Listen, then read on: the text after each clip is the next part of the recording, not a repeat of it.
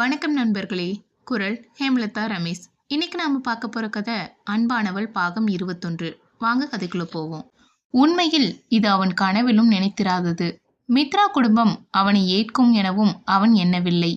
அவன் குடும்பம் மித்ராவை ஏற்கும் எனவும் அவன் நினைக்கவில்லை. நினைக்காததில் ஒன்று நடக்கும்போது அதிர்ச்சி அதிகமாய்த்தானே இருக்கும். நேராய் அவர்கள் இருவரையும் நெருங்கியவர் சொன்ன முதல் வார்த்தையே என் பொண்ணு சாய்ஸ் எப்பவும் தப்பானதில்ல என்பதுதான். அவ்வார்த்தைகளில் அவள் முகத்தில் புன்னகை பூக்க அவள் விரல்களை இறுக பற்றி நின்றிருந்தவனோ என் சாய்ஸ் கூட எப்பவும் பெஸ்ட் தான் என்றான் புன்னகையுடன். பார்க்கும் காட்சிகளை நம்ப முடியாததால் வந்த வார்த்தைகள் இவை. அவன் வார்த்தைகள் கேட்டு பிடித்த கைகளில் அழுத்தம் கொடுத்தவள் கண்களால் பேசு என்றாள். அவள் வெளிமுடி புரிந்தவனாக சிறு பெருமூச்சுடன் அவனும் பேசினான். சாரி அங்கிள், இது உங்க பொண்ணை லவ் பண்ணதுக்காக இல்லை, உங்களுக்கு தெரியாம உங்க பொண்ணை கல்யாணம் பண்ண நினைச்சதுக்கு. எங்க வீட்டில் பிரச்சனை, அதான் இந்த முடிவு எடுக்க வேண்டியதா போச்சு. என்னை பத்தி எல்லாம் மித்ரா சொல்லியிருப்பான்னு நினைக்கிறேன் என்றவன் திரும்பி மித்ராவை கேள்வியாக பார்க்க அவள் இமை மூடி திறந்து ஆம் என்றாள். கண்டிப்பாக எந்த சூழ்நிலையிலும் மித்ராவை விடமாட்டேன். விட நான் தயாராகவும் இல்லை. எனக்கே தெரியாம எங்க வீட்டில் எனக்கு கல்யாண ஏற்பாடு நடக்குது. இதுக்கு மேலே என்னால் பொறுமையாக இருந்து மித்ராவை இழக்க முடியாதுன்னு தான் இந்த முடிவை எடுத்தேன். அவன் வார்த்தைகளை அவர் புன்னகை முகமாய் கேட்டிருக்க சர்வாவோ இதன் பின் ஏதோ பெரிதாய் இருக்குமென சந்தேகித்தான். அதன் விளைவாய் மித்ராவை நீங்க என்கிட்ட இருந்து எவ்வளோ தூரம் கூட்டிட்டு போனாலும் எப்பவும் மித்ரா எனக்கு தான். இதை உங்களால கூட மாற்ற முடியாது என்றான் கோபமாய். முதலில் செய்த தவறின் காரணம் சாந்தமாய் பேசியவன் சந்தேகம் கொண்ட நொடியில் அவன் யாழின் ஈஸ்வராய் மாறிப்போனான். சீனிவாசன் அவன் வார்த்தைகளில் வாய்விட்டு சிரித்தவர், நீ விடுறது என்னப்பா, என் பொண்ணே உன்னை விட மாட்டா. நீயே இந்த முடிவை எடுத்துட்ட. இல்லைன்னா உன் கல்யாணத்துல என் பொண்ணு பயங்கர வில்லத்தனம் பண்ணியிருப்பா. அவளுக்கு பிடிச்சவங்கள அவ யாருக்காகவும் எப்பவும் விடவும் மாட்டா, விட்டு கொடுக்கவும் மாட்டா என்றார். அவர் வார்த்தைகளில் சந்தேகம் முழுதாய் தீராமலே அவன் பார்க்க, எங்க பொண்ணு காதலுக்கு எங்க குடும்பத்துக்கே முழு சம்மந்தம். ஆனா எங்க இளவரசி கல்யாணம் இங்க ரெஜிஸ்டர் ஆஃபீஸ்ல நடக்க வேண்டாம். அவ எங்களுக்கு கிடைச்ச பொக்கிஷம். அவளை எல்லா மரியாதையோடும் அவ புகுந்த வீட்டுக்கு அனுப்புறதுதான் எங்களுக்கு சந்தோஷம். உங்க வீட்டு பிரச்சனைய மித்ரா சொன்னான். டோன்ட் வரி, நான் பாத்துக்கிறேன். கொஞ்சம் சிக்கல் தான், இருந்தாலும் ட்ரை பண்ணலாம். உன் கல்யாணத்தை பார்க்க ஆசைப்படுறவங்களும் அந்த வீட்டில் இருப்பாங்கல்ல, அவங்களுக்காக. அதுவும் வேண்டாம், உன் மித்ரா எந்த சங்கடமும் இல்லாம உங்க வீட்டுக்கு வர வேண்டாமா? என்க திரும்பி மித்ராவை பார்த்தவன் இப்போது அவரை புரிந்து கொண்டவனாக, சாரி அங்கிள் என்றான் உளமார்ந்து. அவன் தோள்களில் தட்டி கொடுத்தவர், நான் தான் முதல்லையே சொன்னேனே, என் பொண்ணு சாய்ஸ் எப்பவும் பெஸ்ட் தான் என்றார். எங்க வீட்டில் ஒத்துக்கலனா கூட கண்டிப்பா மித்ராவை விட மாட்டேன் அங்கிள் என்றான் உறுதியாய். மிஸ்டர் வேதாச்சலத்தை சம்மதிக்க வைக்காம நானும் விடமாட்டேன் என்றார் அவரும் உறுதியாய். இப்ப எங்க பொண்ணை கூட்டிட்டு கிளம்பலாமா என வினவ, அவ கூட கொஞ்சம் பேசணும் அங்கிள், பேசிட்டு நானே கொண்டு வந்து வீட்டில் விடுறேன் என கூற, சாரதா தம்பி அது என ஏதோ கூற வரவும் அவரை தடுத்த சீனிவாசன், அவங்க பேசிட்டு வரட்டும் சாரதா, நாம கிளம்பலாம் என்றார். அவர் மகள் மேல் முழு நம்பிக்கை வைத்தவராய். அதில் பெண்ணவள் நிறைவாய் புன்னகை சிந்தி தேங்க்ஸ் பா என்றாள் அதே நிறைவுடன். ஹரி, நீ மித்ரா காரை எடுத்துட்டு வா என்றவர் அங்கிருந்து கிளம்பிவிட அவன் தங்கை அருகில் நெருங்கிய சரண், இப்போ சந்தோஷமா என வினவ அவளோ சிந்திய புன்னகையை மேலும் விரித்தவளாய் ரொம்ப தேங்க்யூ ஸோ மச் என்றாள். அவள் தலை வருடியவன், உங்க சந்தோஷந்தாண்டா அம்மு எங்களுக்கு முக்கியம், ஹாப்பியா இருங்க என்றவனும் விடைவிற்று செல்ல ஹரி அவர்களை நெருங்கியவன் மித்ரா கையில் இருந்த சாவியை பறித்து, அக்கா நல்லா ஞாபகம் வச்சுக்கோ, உன் ஆள் நம்ம பிரிக்க பார்த்தார்னா நான் மனுஷனாவே இருக்க மாட்டேன் என சர்வாவை முறைத்து கொண்டே கூற அவன் முன் உச்சி முடியை களைத்து விளையாடியவள், சரிங்க பெரிய மனுஷரே, இப்ப பார்த்து பத்திரமா வண்டியை ஓட்டிட்டு போங்க என்றாள். மீண்டும் மித்ராவை முறைத்து அவள் அருகில் நின்றிருந்தவனையும் முறைத்துவிட்டு அங்கிருந்து நகர்ந்தான். அவன் சென்றதும் அவள் கைப்பிடித்து கொண்டவன், வா என அவளை அழைத்து கொண்டு அவர்கள் கார் நோக்கி சென்றான். இருவரும் அமர்ந்ததும் எவ்வித பேச்சுவார்த்தையும் இன்றி வண்டியை இயக்கினான். வழிநெடுகிலும் அவள் சாலையை பார்த்த வண்ணமே வர அவனோ அவளில் ஒரு பார்வையும் சாலையில் ஒரு பார்வையும் வண்டியை செலுத்தி கொண்டிருந்தான். சர்வாவின் வண்டி நேராய் வந்து நின்ற இடம் அவன் கட்டி கொண்டிருக்கும் புதிய மால். அன்று போல் அல்லாது இன்று அங்கு பல பேர் வேலை செய்து கொண்டிருக்க கட்டிடமும் அதன் இறுதிக்கட்ட பணிகளை முடித்து திறப்பு விழா நோக்கி காத்திருந்தது. வண்டியிலிருந்து இறங்கியவள் அந்த கட்டிடத்தை தான் பார்த்தாள். அன்றை விட இன்று கட்டிடம் கொஞ்சம் தயாராகி இருந்தது.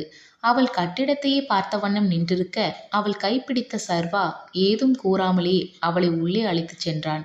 செல்லும் வழியெங்கும் சில வேலைகள் மட்டுமே மீதமிருந்த அந்த கட்டிடத்தை சுற்றி பார்த்து கொண்டே சென்றாள். சர்வா அங்கு அவனுக்கென ஒதுக்கப்பட்ட அறைக்குத்தான் மித்ராவை அழைத்து வந்திருந்தான். அது அவளின் அலுவலக அறை. அது முழுதாய் தயாராகி இருந்தது, பொருட்கள் இன்றி.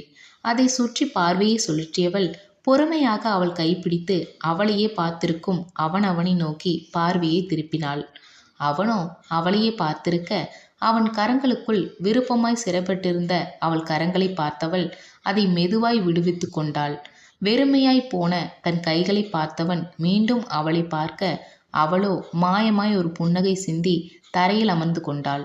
கால்களை கட்டிக்கொண்டு அவள் அருகில் தட்டி காண்பித்தாள். அவள் மௌன பரிபாசியின் மொழி புரிந்தவனாய் சிறு புன்னகை சிந்தி அவனும் அவள் அருகில் அமர்ந்து கொண்டான். அமர்ந்ததும் கையை நீட்டினான். இத்தனை நேரம் அவன் கரத்தினுள் அடங்கிய கரம் வேண்டி சீண்டி பார்க்கலாமா என மனம் எண்ணிக்கொண்டிருக்க, அவள் யோசனையின்றியே கரம் சென்று அவன் கரத்தினுள் அடங்கி போனது. கட்டிய கால்களில் தலை சாய்த்து கொண்டவள் சொன்னாள், சாரி, நம்ம காதல் அன்னைக்கு எனக்காக யூஸ் பண்ணிக்கிட்டேன், ரியலி சாரி. ஆனா எனக்கு அப்போ உண்மையை சொல்ல முடியல. ஏதோ என்ன நானே தாழ்த்தி பேசுற மாதிரி தெரியல. ரொம்ப ஒரு மாதிரி ஃபீல் பண்ணேன். நான் வேண்டாம்னு முடிவெடுத்த அப்புறம் அவங்க முன்னாடியே போய் நான் உங்கள் பொண்ணு, உங்களை தேடி வந்தேன்னு என்னால் கண்டிப்பாக சொல்ல முடியல. அவங்க எனக்காக வெயிட் பண்ணிட்டு இருந்தாங்கன்னா கூட சொல்லியிருப்பேன் போல. என்னை கொஞ்சம் கூட தேடாதவங்க முன்னாடி என்னால் உண்மையை சொல்ல முடியல. அங்கே நான் தாமோதரன் அப்பாக்காக மட்டுமே வந்தேன். அவர்கிட்ட மட்டும் உண்மையை சொன்ன அப்புறம் அவர் கூட சந்தோஷமாக ஒரு நாள் அவர் மகளா என் கடமையை செய்த அப்புறம் அந்த நாள் வந்திருக்கலாம். கொஞ்சம் நல்லா இருந்திருக்கும். மனசில் ஒரு மாதிரி உறுத்தல், தப்பு பண்ணிட்டேன்னு நான் தெரிஞ்சுக்கிட்டதை எனக்குள்ளவே வச்சிருந்து இருக்கணுமோ, அங்கே வராமலேயே இருந்திருக்கணுமோ, இப்படி நிறைய மண்டிக்குள்ளே ஓடிக்கிட்டே இருக்கு. உண்மையை சொல்லணும்னா தப்பு பண்ணிட்டதா ஒரு ஃபீல். உண்மையாக தாமோதரன் அப்பா கூட பேச நிறைய வழி இருக்குது. ஆனால் நான் உங்கள் வீட்டுக்கு வர வழியைத்தான் தேர்ந்தெடுத்தேன். ஏன்னு இப்போ வரைக்கும் தெரியல. ஆனால் இவ்வளவு தூரம் வந்து அப்பா கூட சரியாக பேசக்கூட முடியல. அதான் கஷ்டமாக இருக்குது. அவள் உள்ளத்து உணர்வுகளை கொட்டி கொண்டிருந்தாள். அவனால் அவள் நிலை நின்று அவள் மன எண்ணங்களை நன்கு உணர முடிந்தது. மித்ரா இயல்பிலேயே தைரியமானவள். தாழ்ந்து போகும் பழக்கமெல்லாம் அவளிடம் இல்லை. இதுவரை அப்படியொரு சூழ்நிலை அவள் வாழ்வில் சந்தித்ததும் இல்லை. அவளை சூழ்ந்திருந்தோர் அப்படியொரு நிலை வரவிட்டதும் இல்லை. எந்த பிரச்சனையாகினும் நேருக்கு நேர் நின்று பார்த்துத்தான் பழக்கம் அவளுக்கு. அதே முறையை உறவுகளிடம் காட்ட நினைத்து வந்துவிட்டாள். எதுவாயிருந்தாலும் நேருக்கு நேர் பார்த்து கொள்ளலாம் என்று. ஆனால் அது அத்தனை சுலபமாய் இருக்கவில்லை. உறவுகள் நுண்ணிய உணர்வுகளால் பிணைக்கப்பட்டவை. அதை கையாள அசாத்திய பொறுமையும் பக்குவமும் கண்டிப்பாய் வேண்டும். அந்த கண்டிப்பானவையில் பொறுமை மித்ராவிடம் இல்லா ஒன்று. சர்வா எத்தனைக்கு எத்தனை பொறுமையானவனோ அதற்கு நேர் எதிர் மித்ரா. அவளால் கண்டிப்பாக அந்த சூழல் கணத்தை தாங்க முடியவில்லை. அதுதான் அவள் வேண்டாமென்றவர்கள் எனக்கும் வேண்டாம் என இலகுவாய் வந்துவிட்டாள். அப்போதும் தாமோதரன் அப்பாவை மட்டும் விட முடியாமல் தவிக்கிறாள். அதில் விளைந்ததே அவளின் இந்த இனம் புரியா உணர்வு.